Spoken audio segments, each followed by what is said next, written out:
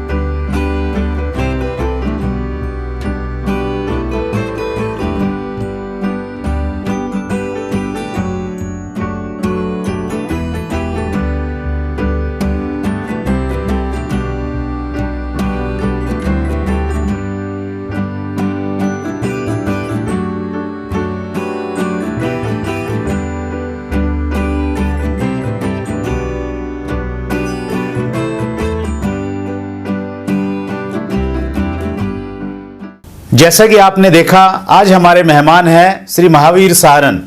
Mahavir Saran ji, chat with Surendra वत्स में आपका स्वागत है। Thank you sir. आपके चैनल को मैं लगातार देख रहा हूं और बहुत मजा आ रहा है और बड़ा खुशी महसूस होती है कि जिस इंडस्ट्री के लिए हम लोग काम कर रहे हैं पिछले 17-18 सालों से, आज उस इंडस्ट्री को एक नई पहचान देने के लिए आपने जो पहल की है उसके लिए कोटि कोटि आपका धन्यवाद सर। ये पूरी इंडस्ट्री आपका भविष्य में ऋणी रहेगी और मुझे पूर्ण भरोसा है कि इस पहल की वजह से ये इंडस्ट्री एक बड़े मुकाम को हासिल करेगी और बहुत सारे लोगों में एक नई जागरूकता फैलेगी। Thank you Mahavir ji. जिस प्रकार से आप जैसे युवा साथी हमारे बीच में आ रहे हैं तो हमारा जो हौसला है वो भी कई गुना बढ़ जाता है। सबसे पहले आपका समय देने के लिए बहुत आभार।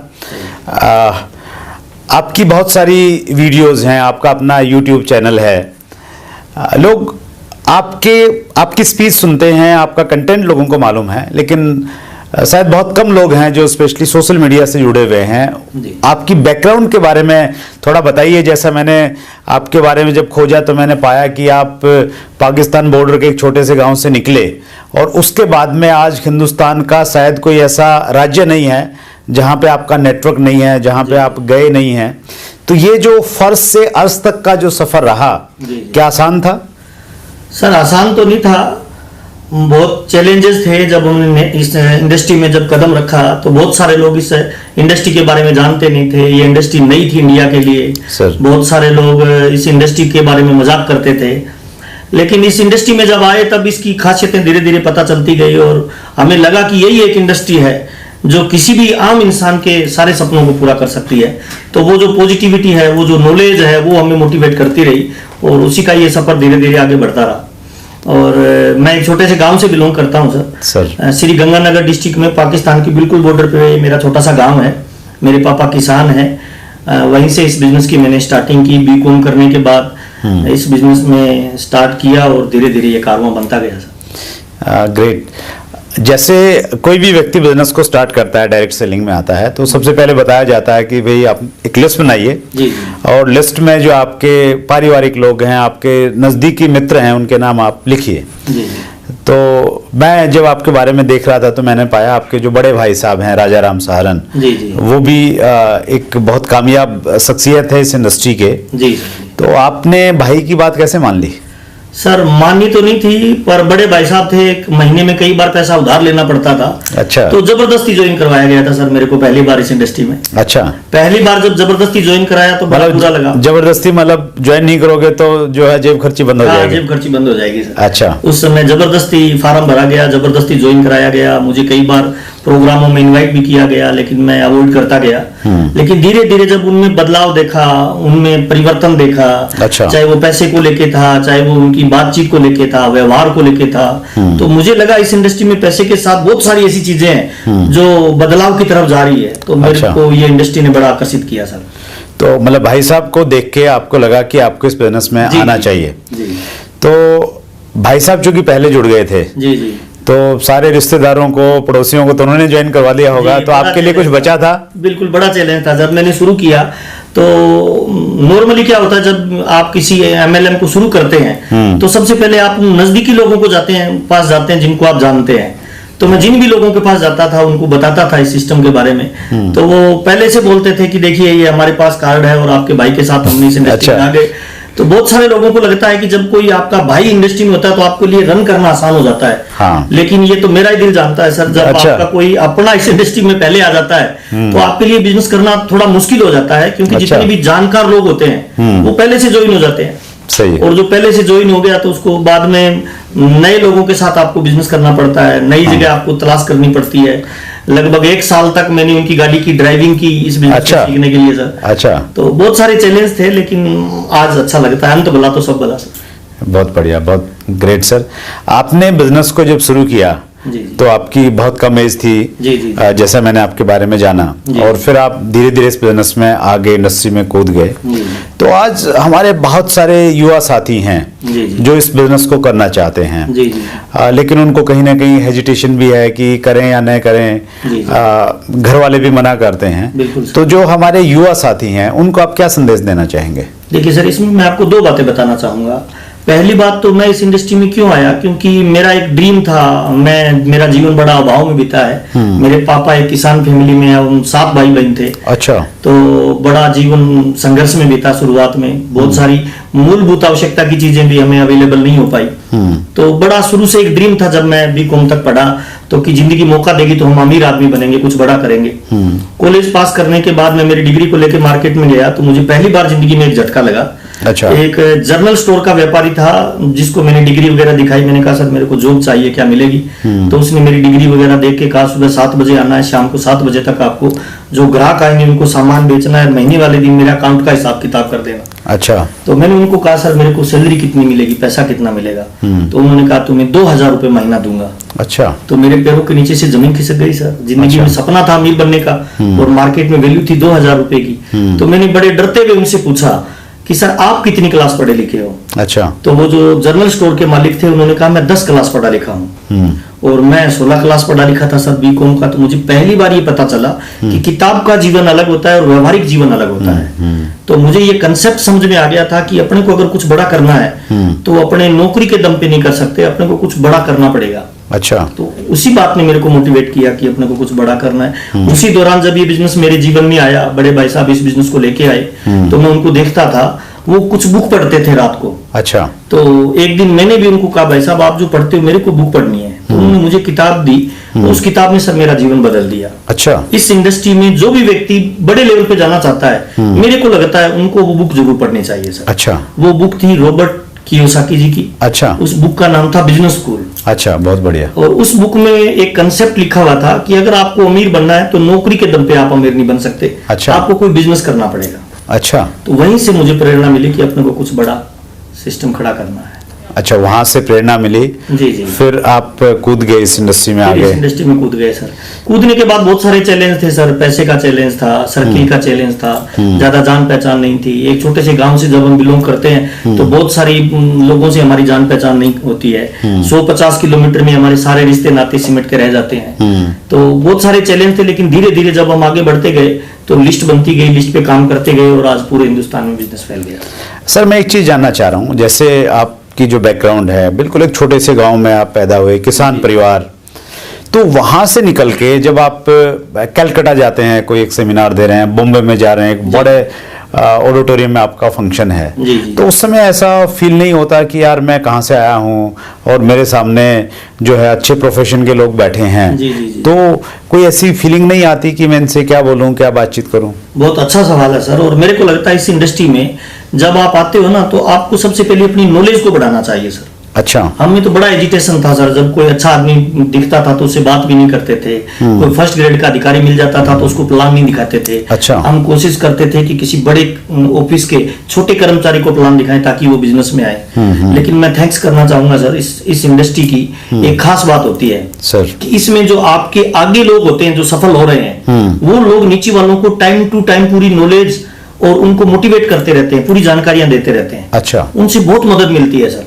आज के इस कंपटीशन के जमाने में जहां भाई भाई को आगे नहीं बढ़ाता है, हाँ। वहां इस इंडस्ट्री की खास बात यह है कि हजारों किलोमीटर दूर से भी कोई अपलाइन आपकी है, वो हजारों किलोमीटर दूर से भी आपकी कामयाबी के लिए प्लान करता है। बहुत बढ़िया। ये मेरे को बड़ा मोटिवेट करता था। और हमारे बाबूजी की बड़ी कृपा रही सर मेरे पे, मैं उनके बड़ा नजदीक रहा जी। उनके जीवन से मैं बड़ा प्रभावित हुआ। अच्छा। वो एक 7वीं क्लास में मैं जब था, तब एक दो वो गुनगुनाते थे सर, जिसने मेरे को बड़ा मोटिवेट किया। अच्छा। मैं उनसे पूछता था जिंदगी में कि बाबूजी अपने को कोई बड़ी कामयाबी पे जाना हो तो किस चीज की आवश्यकता है? तो वो बोलते थे बेटा एक ही चीज की आवश्यकता है, उस चीज का नाम है काम पे लग जाओ।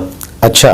तो वो एक दुआ बोलते थे, करत करत अभ्यास जन्मति होत सुजान, रसरी आवत जावत सीला परत निशान। क्या बात है। तो मैं उनको पूछता था पापा इसका मतलब क्या है? तो वो बताते थे जो कुएं की मुंडेर होती है ना, हाँ हाँ। वो पत्थर की होती है। अच्छा। और एक रस्सी नाजुक सी बार बार उसके नीचे जाती है, ऊपर आती है। हाँ। वो कुएं की मुंडेर उसे कहती है कि मैं मजबूत हूँ, तू बहुत कमजोर है, तू कहाँ मेरे साथ पंगे ले रही है। हाँ। लेकिन वो रस्सी अपना काम करती रहती है सर। अच्छा। और एक वक्त ऐसा आता है कि उस कुएं की पत्थर वाली मुंडेर पे वो अपना निशान छोड़ के चली जाती है। बहुत तो मेरे को लगता है सर इस इंडस्ट्री में कोई भी इंसान अगर अपने हार्डवर्क और काम को फोकस करके लग जाए तो इस इंडस्ट्री में वो कामयाबी के अपने पैरों के निशान जरूर छोड़ के जाएगा सर। बहुत बढ़िया। एक तो वो टाइम था जब आपको हेजिटेशन रहता था। जी जी जी। आज क्या स्थिति है? आज तो सर सारे डर निकल गए हैं सर। अच्छा। आज कोई फर्क नहीं पड़ता, सामने 5 लोग हैं, 500 लोग हैं, 50,000 लोग हैं। इस इंडस्ट्री में हमने लाखों लोगों को भी एड्रेस किया है सर। भारत के प्रधानमंत्री सामने आ जाएंगे तो कोई प्रॉब्लम नहीं है सर। मुझे लगता है प्रधानमंत्री जी आ जाएंगे तो 15 मिनट बाद वो किसी पार्टी की बात नहीं करेंगे बल्कि इस ऑर्गेनाइजेशन की बात करेंगे। अच्छा। इस ऑर्गेनाइजेशन में सबको आना चाहिए। चलिए चलिए, ग्रेट। अच्छी बात क्या है सर, देखिए जो लोग इस इंडस्ट्री से जुड़े हुए हैं जी जी जी जी। उनका रोम रोम ये बोलता है कि इस इंडस्ट्री से, इस व्यापार से, इस कॉन्सेप्ट से बढ़िया कुछ नहीं है। जी जी जी। लेकिन जो हमारे नीति निर्धारक हैं, जी जी। जिनके हाथ में आज पावर है, वो कहीं ना कहीं इस इंडस्ट्री के बारे में उनकी जो सोच है जी। या जो फीडबैक है जी। वो बहुत पॉजिटिव नहीं है। बिल्कुल। तो इसलिए हमारी इंडस्ट्री आज भी इतने समय के बावजूद भी संघर्ष कर रही है। बहुत सारे इश्यूज हैं। जी जी। और लेकिन आप जैसे जो साथी हैं उनका जो कॉन्फिडेंस है जी। वो निश्चित रूप से रंग लाएगा। बिल्कुल सर। मैं जब आपको यूट्यूब पे देख रहा था तो आपका एक कार्यक्रम था त्यागराज स्टेडियम दिल्ली का, जी जी। जिसमें आप गोल्स के बारे में बातचीत कर रहे थे और वो काफी अच्छा एक प्रेजेंटेशन आपका वहां पे मैंने देखा यूट्यूब पे। जी जी। गोल की हमारी जिंदगी में क्या इंपॉर्टेंस है, कितना जरूरी है ये? देखिए सर, अगर मैं ये कहूँ कि मानव शरीर के लिए जितनी सांस की जरूरत है इस इंडस्ट्री के लिए उतनी गोल की जरूरत है सर। अच्छा। अगर इस इंडस्ट्री में कोई व्यक्ति बहुत बड़ी ऊंचाई पे जाना चाहता है तो उसका पहला काम ही यही है कि वो अपना गोल सेट करे सर। अच्छा। अगर इस इंडस्ट्री में आपका कोई गोल नहीं है तो फिर इस इंडस्ट्री में आपका कोई बहुत बड़ा रोल नहीं होने वाला है सर। अच्छा। मेरे को लगता है इस इंडस्ट्री में आपका काम ही बाद में स्टार्ट होता है, पहले गोल ही डिसाइड होता है। क्या करना है? गोल सेट करना चाहिए इंसान को। अच्छा। है ना। देखिए इस दुनिया में 2 चीजें होती है सर। एक तो होती है इच्छाएं, ड्रीम, सपना। एक होता है गोल। राइट। इनमें एक अंतर क्या है? इच्छाएं तो 100% लोगों की है सर। हाँ। जो इच्छाओं पे अपनी डेट डाल देता है हाँ। सक्सेस की, वो फिर गोल बन जाता है। मतलब कार कब तक चाहिए, इस डेट तक चाहिए तो गोल बन गया। वो गोल बन गया सर। डेट डलते ही वो गोल बन गया। बहुत बढ़िया। गोल बनते ही हमारा काम स्टार्ट होता है सर। अच्छा। जब तक आपका कोई गोल नहीं है ना, हाँ। तो आपको कोई डायरेक्शन नहीं है किस दिशा में आपको जाना है। तो इसको हम लोग यूं समझें कि अगर मैं जिस कंपनी के साथ जुड़ा हूं वहां जी, पे जी। कुछ लेवल्स हैं, बिल्कुल सही है। तो वो मैं ये तय करूं कि ये लेवल मैंने इस महीने तक लेना है, ये लेवल मैंने इस महीने तक लेना है। अगर मैं कार लेना चाहता हूं तो वो मेरी डेडलाइन ये है, अब तक मैंने लेनी है। जी, जी। उस प्रकार से अपने ड्रीम्स को गोल में कन्वर्ट करना चाहिए। बिल्कुल सर, ड्रीम्स को गोल में कन्वर्ट करो और फिर गोल को पूरा कैसे किया जाए उसको टारगेट में टुकड़ों में तोड़ो सर। अच्छा। फॉर एग्जाम्पल मैं इस इंडस्ट्री में हूँ और मेरी कोई कार खरीदनी है, मान लो राइट, 5 लाख रुपए की गाड़ी लेनी है। हाँ। तो सबसे पहले मेरे को क्या देखना चाहिए कि आजू बाजू के अपने माहौल में, समाज में ऐसे कौन लोग हैं जो 5 लाख की गाड़ी मेंटेन करते हैं। तो अपने देखेंगे कि जिनकी 50-60 हजार रुपए या लाख रुपए महीने की इनकम है वो गाड़ी मेंटेन करते हैं। हाँ। तो सबसे पहले अपने को इस बात पे फोकस करना चाहिए कि मैं जिस कंसेप्ट में हूं उसमें लाख रुपए की इनकम कितना बिजनेस वॉल्यूम करने में या कितना टर्नओवर करने में जनरेट होगा। हाँ। वो हमारा पहला गोल सेट हो गया। ओके। अब उसको टारगेट में तोड़ लो कि ये मेरे को कब चाहिए। अगर 1 साल बाद चाहिए तो 6 महीने में इतना होना चाहिए, 3 महीने में इतना होना चाहिए, 2 महीने में इतना होना चाहिए। उस हिसाब से चलेंगे तो ये अच्छा, मतलब उसको बड़े गोल को छोटे छोटे में हम लोग डिवाइड कर दें ताकि वो ये लगे कि ये तो आसान है, इसको पूरा किया जा बिल्कुल सकता बिल्कुल सही कह रहे हैं। बहुत बढ़िया सर। जब हम गोल्स की बातचीत करते हैं जी जी जी। तो गोल्स कई तरह के रहते हैं। जी, गोल कई तरह के हैं सर, जीवन में अलग अलग तरह के लोगों के गोल होते हैं। हाँ। इस इंडस्ट्री में ये खास बात है सर, इस इंडस्ट्री में सभी तरह के गोल अचीव होते हैं सर। अच्छा। चाहे वो आपका आर्थिक गोल हो, चाहे वो आपका सामाजिक गोल हो, चाहे वो आपका राजनीतिक गोल हो, आपका जो भी लाइफ में गोल होगा वो इस इंडस्ट्री में अचीव किया जा सकता है सर। अच्छा। चाहे वो हेल्थ को लेके हो, हाँ। चाहे वो स्टेज को लेके हो, चाहे वो पैसे को लेके हो, सम्मान को लेके हो, अच्छा। घूमने फिरने को लेके हो, मतलब कंप्लीट पैकेज है ये, कंप्लीट पैकेज, सब कुछ मिल जाएगा यहाँ। बिल्कुल एक ही प्लेटफॉर्म पे कंप्लीट पैकेज है सर। Great sir. अगर ये कंप्लीट पैकेज है जी। और इसमें इसको हमने अचीव करना, सेट हो गया कि भाई मुझे ये चाहिए, जी जी जी तो उसके लिए मैं क्या करूं? जी जी। वो क्या मंत्र है जिससे मैं उसको अचीव कर लूं टाइमली? इसमें 2 चीजें हैं सर। जी। पहली चीज तो है कि जिस ऑर्गेनाइजेशन में हम काम करते हैं वो ऑर्गेनाइजेशन किन सिद्धांतों पे काम करता है। अच्छा। उसके थंब रूल कौन से हैं, ग्रेट, उसके बेसिक स्टेप्स कौन से हैं। बहुत बढ़िया। सबसे पहला काम अपने को करना चाहिए उस ऑर्गेनाइजेशन के जो बेसिक स्टेप्स है उनको अपने पूरे जीवन में धारण कर लेना चाहिए। अच्छा। बेसिक में अगर आप मजबूत हो गए तो फिर सचिन तेंदुलकर से किसी ने पूछा कि सर आपका इतना बड़ा नाम है क्रिकेट का, आपको भगवान लोग कहते हैं, आपकी सक्सेस का क्या राज है? आप वर्ल्ड का कोई भी ऐसा ग्राउंड नहीं है जिसमें आपकी सेंचुरी नहीं है। तो सचिन की मुझे वो बात बहुत अच्छी मोटिवेट करती है सर, अच्छी लगती है। सचिन ने कहा था कि मैंने मुंबई की वानखेड़े स्टेडियम में क्रिकेट के सारे बेसिक सीख लिए। अच्छा। और जब आप किसी चीज के सारे बेसिक सीख जाते हो तो फिर कोई फर्क नहीं पड़ता कि कौन से देश का ग्राउंड है, वहां फिर आपकी सेंचुरी बनती है। कौन बॉलर है सामने, कौन बॉलर है, कोई फर्क नहीं पड़ता है सर। तो इसमें मैंने 2 चीज आपको बताना चाहूंगा। पहला, किसी भी इंडस्ट्री में जब आप काम कर रहे हो ऑर्गेनाइजेशन में, तो उसके बेसिक जो नियम है हाँ। उनका 100% आप पालन करिए, बहुत पहला। और दूसरा, एक बार गोल डिसाइड हो जाने के बाद उस गोल के पीछे भूत की तरह पड़ जाइए सर। अच्छा। उसमें केवल वर्क मत करिए, हार्ड वर्क करिए सर। अच्छा।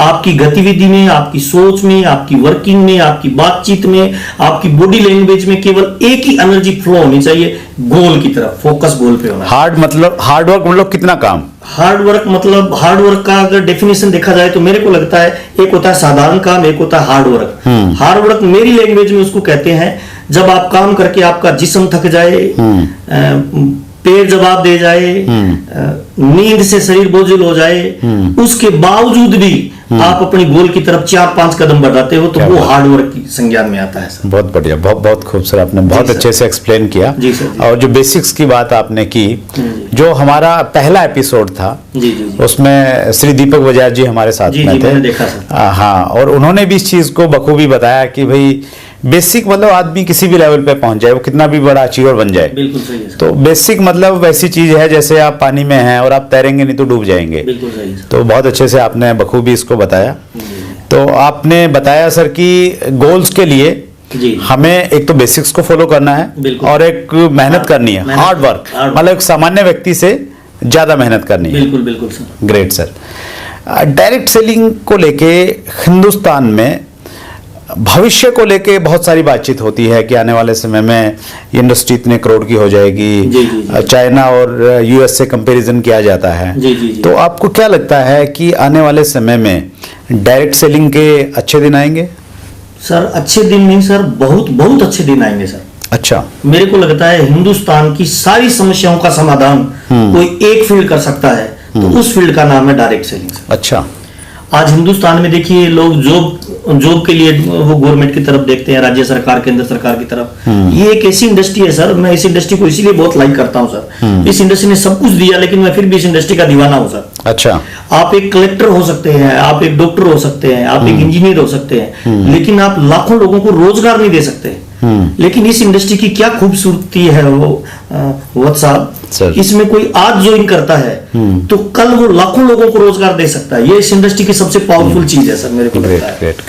और ये इंडस्ट्री चलेगी नहीं सर, आने वाले समय में लोग इसके पीछे पागल हो जाएंगे सर, लाइन लगा के लोग इस इंडस्ट्री में आएंगे सर, इतनी पावरफुल इस इंडस्ट्री। चलिए, आप जैसे साथी और इतने विजन और इतने जोश के साथ में काम कर रहे हैं, जी जी जी, तो इंशाल्लाह ऐसा दिन आएगा, बिल्कुल आएगा, ये इंडस्ट्री उतना बढ़ेगी। बिल्कुल। जब मैं आपके बारे में थोड़ा खोजबीन कर रहा था तो मेरी कई सारे लोगों से बातचीत हुई और उन्होंने बताया कि महावीर जी की खास बात यह है कि वो बहुत बिंदास रहते हैं, कभी मायूस नहीं रहते, निराश नहीं रहते, और उनके पास में आप किसी भी मतलब बुझे आदमी को बैठा दीजिए, दुखी आत्मा को लेके चले जाइए, तो उनका जो एटमॉस्फेयर है वो सबको एकदम ऊर्जावान बना देता है। तो ये इतनी एनर्जी कहाँ से आती है आप में? देखिए सर, एनर्जी का स्रोत तो आपको सेल्फ ही डेवलप करना पड़ेगा सर। अच्छा। जिस दिन आप अंदर से पॉजिटिव होकर किसी फील्ड पे 100% भरोसे से करेंगे ना सर, तो आप में नेगेटिविटी आ ही नहीं सकते सर। अच्छा। और मेरे को लगता है सर, सारी समस्याओं का, सारी तकलीफों का, सारी परेशानियों का एक सबसे खूबसूरत हल है सर। क्या? और वो है आपकी मुस्कान। अच्छा। जहां मुस्कान होगी वहां समस्या नहीं होगी, हाँ। और जहां समस्या होगी वहां मुस्कान नहीं होगी। क्या बात है, क्या 17-18 सालों में मैंने इस इंडस्ट्री में केवल एक ही चीज सीखा है सर, कितनी भी विपरीत परिस्थिति आ जाए आप मुस्कुराना मत छोड़िए, रास्ते अपने आप बनते जाएंगे। अच्छा, कुछ लोग जब परेशान होते हैं, रिजल्ट नहीं आ रहे हैं, तो थोड़ा दुखी हो जाते हैं, अपलाइन से भी बड़ी बुझी सी बातें करते हैं, डाउनलाइन के सामने बॉडी लैंग्वेज ऐसी हो जाती है, तो ऐसा नहीं होना चाहिए। ऐसा नहीं होना चाहिए सर। इसमें मुझे एक बात बहुत इंपॉर्टेंट नजर आ रही है, मेरे को याद आ रही है। स्वामी विवेकानंद जी एक बात बोलते थे सर कि जीवन की इस यात्रा में जब आप चलते हो, अगर आपको कोई समस्या नहीं आ रही है, इसका मतलब आप गलत रास्ते पे जा रहे हो। अच्छा। और वो आगे बोलते हैं, अगर आपको छोटी समस्या आ रही है तो आपको सक्सेस भी छोटी मिलने वाली है। अच्छा। और अगर समस्या बड़ी आ रही है, हाँ। इसका मतलब परमात्मा ने आपके लिए एक बड़ी उपलब्धि आपका इंतजार कर रही है सर। अच्छा। तो अगर आपको चैलेंज नहीं आ रहे हैं, इसका मतलब आप गलत रास्ते पे जा रहे हैं सर। और इस इंडस्ट्री में मेरे को लगता है सर, सक्सेस का सबसे बड़ा पैमाना है सर। हाँ। जितना ज्यादा चैलेंज आएंगे उतनी बड़ी सक्सेस मिलेगी सर। अच्छा, मतलब जितना ज्यादा संघर्ष उतनी ज्यादा तालियां, उतनी ज्यादा कामयाबियां, उतने ज्यादा ऑटोग्राफ। बिल्कुल बिल्कुल सही है। उतनी लंबी कार भी आएगी। बिल्कुल सर, बिल्कुल। कार का नियम ही यही है सर। अच्छा। पहले आप जितनी ज्यादा लोगों के जीवन में सपनों को, जिन पे मिट्टी आ गई है, उन धूल को अगर हटाने का आप काम करेंगे ना, तो आपकी कारें तो सर इतनी आएगी आप संभाल ही नहीं पाओगे सर, रखने की जगह नहीं मिलने वाली सर। Great great. हमारा जो ये एपिसोड है सर, आपने बहुत सारी नॉलेजेबल बातें हम लोगों को बताई, तो हमारा एक सेगमेंट रहता है funny moment of the life. जी जी। तो आप तो वैसे इतने बिंदास हैं, तो आपकी लाइफ में भी कुछ ऐसे मोमेंट, ऐसी कुछ घटनाएं रही होंगी जो बहुत अच्छी लगती हैं? वो हर इंसान के जीवन में रहता है सर। फनी मोमेंट लाइफ में जब भी आता है ना सर, तो चेहरा अपने आप ही खिल जाता है सर। मुझे ऐसी 2-3 घटनाएं याद आ रही है सर। हाँ, प्लीज। जब हमने सिस्टम को शुरू किया था, तब हमारा एक स्टेट से दूसरे स्टेट में जब हम लेके जाते थे प्रोडक्ट वगैरह को, तो हमारे अलग अलग हिंदुस्तान के कोने में हमारे डिलीवरी पॉइंट नहीं होते थे। हाँ। तो हम प्रोडक्ट को राजस्थान से कैरी करके लेके जाते थे। अच्छा। तो जब हमने इस बिजनेस को स्टार्टिंग किया शुरुआत में, तो हमें ये पता नहीं था, भाई लग का भी पता नहीं आपको कैसा लगेगा, मुझे कई बार बड़ी अकेले को हंसी आती है, हमें ये पता नहीं था कि ट्रेन में कुछ सामानों को बिल्टी के द्वारा भी भेजा जाता है। अच्छा। तो हम साथ में बड़े बड़े कार्टून लेके जाते थे। अच्छा, प्रोडक्ट के कार्टून लेके जाते थे और उनको इधर उधर छुपा देते थे ताकि बीच में कोई टीटी या पुलिस वाला आए तो तंग नहीं करे। हाँ। तो हम ऐसे लेके जाते थे, तो कार्टून को छुपा देते थे। एक बार का एक्सीडेंट क्या हुआ कि जब हम बड़े कार्टून लेके जा रहे थे तो बारिश आ रही थी बहुत तेज। अच्छा। तो उस समय पैसे तो होते नहीं थे, तो हम लोग लोकल डिब्बे में सफर करते रहते थे। तो वो कार्टून जो थे वो हमने सीटों के नीचे छुपा रखे थे। तो बारिश आई तो पानी घुस गया। अच्छा। अब 2 चीजों की दुविधा हो गई। हाँ। कार्टून को बाहर निकालें तो टीटी को पैसा देना पड़ेगा। अच्छा। और अगर बाहर नहीं निकाले तो वो सामान खराब हो जाएगा। थोड़ी देर हम वेट करते रहे, फिर हमने उन सामानों को बाहर निकाला हिम्मत करके। अच्छा। अब वो सामानों में पानी घुस गया तो उनको ठीक कैसे करें। अच्छा। अब बड़ा चैलेंज था, तो उनको उठा के जो ट्रेन के ऊपर जगह बनी होती है ना, हाँ, लकड़ी के जो ज्ञाते लगे हाँ, हाँ। उठा के उनको वहां डाल दिया। अच्छा। तो वो नीचे से सामान पानी से आधे भीगे हुए, अच्छा। अब ऊपर से पानी गिर रहा है। अच्छा, टपक अब रहा कोई पानी। भी आए, पानी टपक रहा है, आए उसको देखे कि ये किसका है, उसको बजाय हम दूर बैठ के हंस रहे हैं सब लोग। अच्छा। हम बड़े हंसते थे, और वो बात जब भी हमें याद आती है ना सर, बड़ी हंसी आती है कि मजा आया। अच्छा। तो ऐसे टफ टाइम लाइफ में थे, तो सब बड़े TT विपरीत परिस्थितियों में काम टीटी किया। नहीं आए?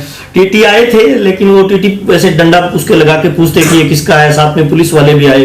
तो हम लोग उसको देख रहे हैं, वो पूछ रहे हैं किसका है, अब उसको नीचे गिरा रहा है, लेकिन हम साथ में बोलना भी चाह रहे हैं, नहीं भी बोल रहे हैं, क्योंकि पॉकेट में पैसा नहीं, दोनों को देना पड़ेगा। हाँ। फिर लास्ट में हमने हिम्मत करके बोला, और वो बड़ा मतलब उस बात को याद करते हैं तो आज भी बड़ी हंसी आती है। हाँ। इतनी कम नॉलेज थी कि हमें यही पता नहीं था कि बिल्टी से जाता है। अच्छा। बाद में फिर हमें टीटी ने बताया कि आप ऐसे क्यों परेशान होते हो, इसकी एक बिल्टी होती है। जिस सामान के हम 500 रुपए घुस में देते थे, अच्छा। वो 80 रुपए में चला जाता था बच्चा। अच्छा, क्या बात है। बड़ी हंसी आती है बाद में सर इन चीजों में। नहीं, ये तो हम सब लोग डायरेक्ट ट्रेवलिंग से जो जुड़े लोग हैं, सब लोग ट्रेवलिंग करते हैं, और हमारे पास में स्पेशली ट्रेन से जुड़े हुए बहुत सारे किस्से हैं सर। किस्से रहते हैं लाइफ में बड़े। चलिए, बहुत बढ़िया। आपने एक बहुत किस्सा और हाँ, दिमाग में आ प्लीज रहा है। Please please please. जब हम स्कूल लाइफ में, कॉलेज लाइफ में थे, तो हम एक हॉस्टल में रहते थे। अच्छा। तो उस समय हॉस्टल में पैसे देने के लिए ज्यादा लोगों के पास पैसे होते नहीं थे, तो कमरा 2 लोग रहते थे 4 लोग। तो वो कभी कभी जब हॉस्टल वार्डन नाराज हो जाता था तो उसको मनाते थे। तो वो कहता था नहीं पैसा देना पड़ेगा, या फिर एक काम करो, ये जो बल्ब फ्यूज हो गए ये ला दो। तो हम पूछते थे यार बल्ब कहाँ से लाएं, तो वो कह रहे थे बड़ा शहर पड़ा है, कहीं से ले आओ, बच्चे तो ये लाल वो ले आते हैं। अच्छा। तो उसने हमें मोटिवेट किया कि या तो पैसे दे दो, या ये बल्ब जो फ्यूज हो गए ये ला के दो आप। तो हम लोग एक बार हिम्मत करके 5-4 दोस्त बल्ब लाने निकले सर। अच्छा। तो बड़ा मेरे को आश्चर्य होता है, एक बड़ा सा कोठी था, उसके मेन गेट के ऊपर एक जो गोल लैंप्स वो लगा रहता है लाइट के लिए, जो आगंतुक आते हैं ना तो उनके लिए वो सुंदर लगता है। हाँ। तो हमें उस समय पता नहीं होता था कि उसके नीचे एक कोई पेच भी लगता है उसको टाइट करने के लिए। अच्छा, ओके। तो मेरा दोस्त नीचे खड़ा और मेरे को धक्का मार के ऊपर चढ़ा दिया कि आप है ना इस लैंप को उठाओ, इसके में से बल्ब निकालेंगे। अच्छा, तो मैं उसको खींच रहा हूँ। अच्छा, उसको लैंप को खींच रहे हैं। लैंप को जो उसके ऊपर कवर लगा हुआ था ना हाँ, प्लास्टिक, उसको खींच रहा हूँ। अब वो ऊपर नहीं निकल रहा, मैंने कहा ऊपर क्यों नहीं आ रहा पता नहीं, जोर लगा रहा हूँ तो उसकी किरकिर की आवाज आ रही है। अच्छा, ओके। इतने में जो घर का मालिक था वो अंदर से आया, मैंने उसको देखा ही नहीं, मैं तो उसमें बिजी हूँ पूरा निकालने के लिए। हाँ। तो अंदर से वो घर का मालिक आया, लुंगी पहन रखी है, पास में आके मेरे हाथ लगा के मेरे को पेचकस देता है कि बेटा इसके नीचे नट लगा है वो खोल लो। अच्छा। अच्छा।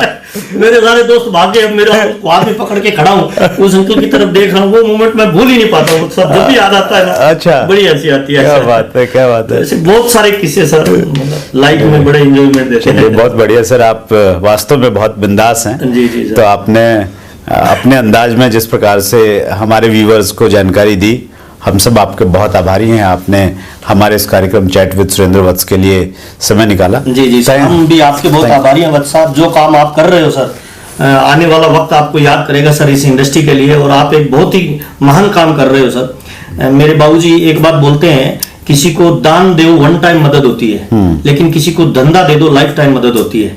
और आप तो इस पूरे हिंदुस्तान के लाखों लोगों को धंधा देने में जो पहल कर रहे हो सर, जो अवेयरनेस फैला रहे हो, ये आने वाला सदी आपको याद करेगा सर। बहुत बहुत धन्यवाद, आप बहुत अच्छा काम कर रहे हैं sir. Thank you Mahavir Sarang ji. आप जैसे जो कामयाब लोग होते हैं, उनकी खासियत होती है कि वो छोटी सी बात के लिए बहुत अप्रिशिएट करते हैं। बहुत बहुत धन्यवाद।